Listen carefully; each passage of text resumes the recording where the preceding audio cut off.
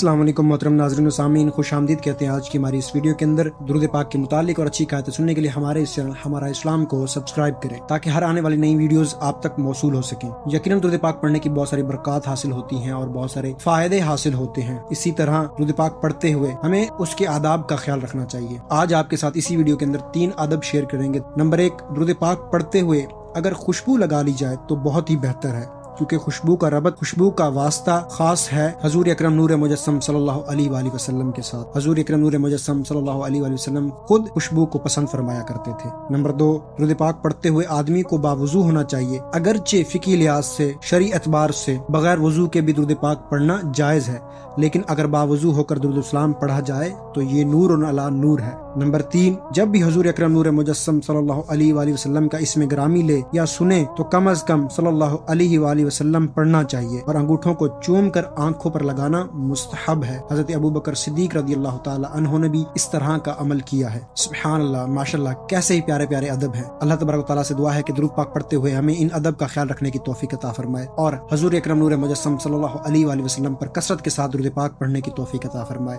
मज़ीद अच्छी वीडियोस के लिए सब्सक्राइब करें, वीडियो को लाइक एंड शेयर करें, कमेंट बिलो में अपनी राय देना न भूलिएगा। जज़ाकुमुल्लाहु खैरा व अहसनल जज़ा।